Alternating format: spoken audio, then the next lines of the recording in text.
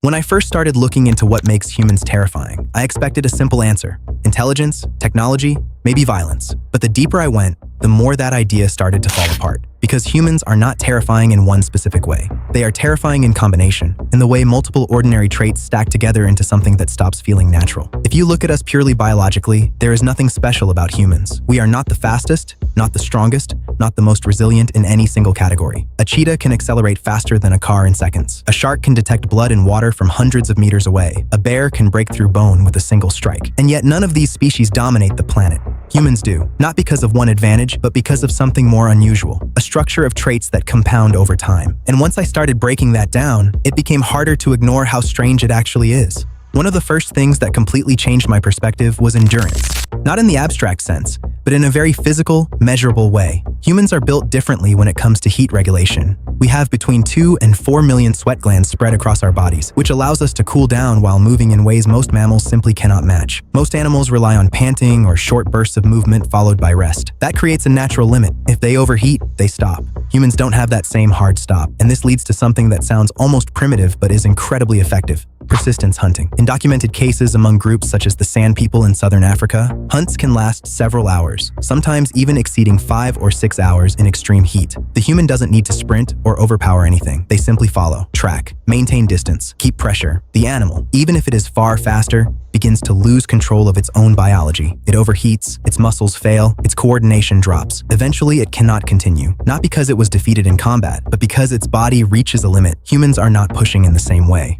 And what struck me most is how passive human victory can look in this context. There is no dramatic fight, just inevitability. But endurance alone doesn't explain anything. Many animals are built for survival. What separates humans is what happens next: the ability to accumulate knowledge across generations. At some point, humans stopped resetting progress with each death. Fire is a good example. It wasn't just discovered once. It became something that could be controlled, taught, and refined. Archaeological evidence suggests controlled fire use goes back at least 400,000 years. But what matters more is that it never disappeared once it became stable knowledge. Then agriculture appears around 10,000 BCE and everything changes. Instead of following food sources, humans begin shaping them. This single shift increases population density dramatically and creates the first stable settlements. Then writing emerges around 3,200 BCE in Mesopotamia. This is a turning point that is easy to underestimate, because for the first time, knowledge is no longer tied to a human mind. It becomes external, permanent, transferable across time without the original thinker. That means something very unusual starts happening. Each generation is no longer starting from scratch. It inherits everything that came before it. And once knowledge becomes cumulative, progress stops being linear. It starts accelerating. As civilizations expand, violence stops being individual and becomes systemic.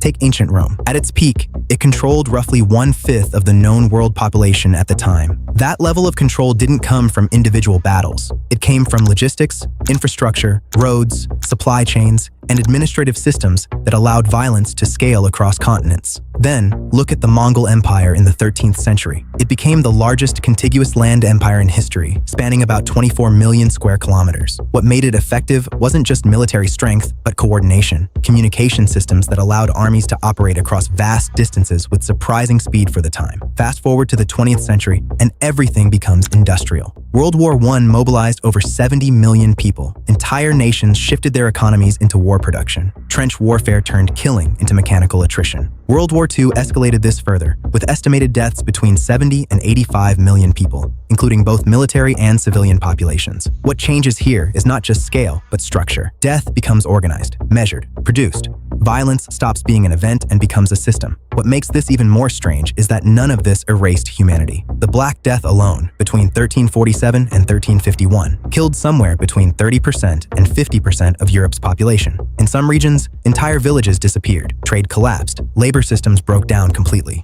Earlier, the plague of Justinian in the 6th century killed tens of millions across the Byzantine Empire, significantly weakening one of the most powerful states of its time. And this pattern repeats across history. Pandemics, famines, collapses of entire civilizations, and yet humans remain. What I find most interesting is not just survival, but recovery. After each collapse, populations don't just return, they often restructure. New systems emerge, technologies accelerate, social structures adapt. It feels less like extinction pressure and more like forced evolution. Then at some point, everything speeds up dramatically. For most of history, technological change is slow, almost imperceptible within a single lifetime. But then the curve bends. In 1903, powered flight is achieved for the first time. Within 66 years, humans land on the moon in 1969. That shift alone represents a transition from no aviation to leaving Earth entirely within a single human lifespan. Then computing enters the picture. Early computers in the mid-20th century filled entire rooms. By the 1980s, personal computing begins. By the 2000s, global internet connectivity becomes standard. Today, billions of people carry devices with more processing power than entire research facilities from previous decades. This is no longer incremental change. It is exponential acceleration. Each breakthrough becomes a platform for multiple new breakthroughs,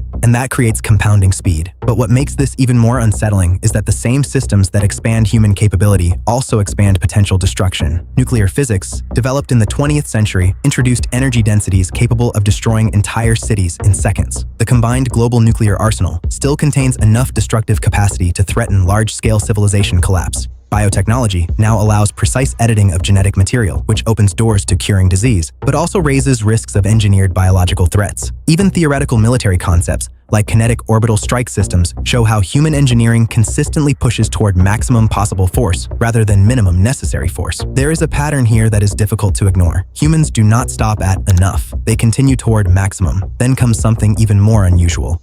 3, 2, 1. Humans leave Earth. Apollo 11 lands on the moon in 1969, marking the first time life from Earth reaches another celestial body. That alone would have been enough to redefine human perspective forever. But exploration doesn't stop there. Voyager 1 and Voyager 2, launched in 1977, continue traveling outward. Voyager 1 is now more than 24 billion kilometers away from Earth and has entered interstellar space, carrying with it the Golden Record, a physical message representing humanity. This means something unprecedented. Parts of human existence are no longer on Earth. They are drifting beyond the solar system, independent of their origin. If I try to reduce everything I've seen to one consistent force, it is not intelligence and it is not strength. It is curiosity. Humans consistently do something unusual. They explore things without immediate survival necessity. Deep ocean trenches, where pressure exceeds 1,000 atmospheres. Particle accelerators like CERN's Large Hadron Collider, recreating conditions fractions of a second after the Big Bang. Space probes sent into regions where nothing will ever return. Even when there is no practical benefit, the investigation continues. And that is the pattern that keeps repeating. After looking at all of this together, the word terrifying starts to change meaning. Humans are not terrifying because they are violent, or intelligent, or technologically advanced. They are terrifying because they do not stabilize. Every limit becomes temporary. Every system becomes expandable. Every crisis becomes a catalyst. And across biology, history, technology, and space, one behavior remains constant. Humans continue moving forward regardless of cost, risk, or uncertainty.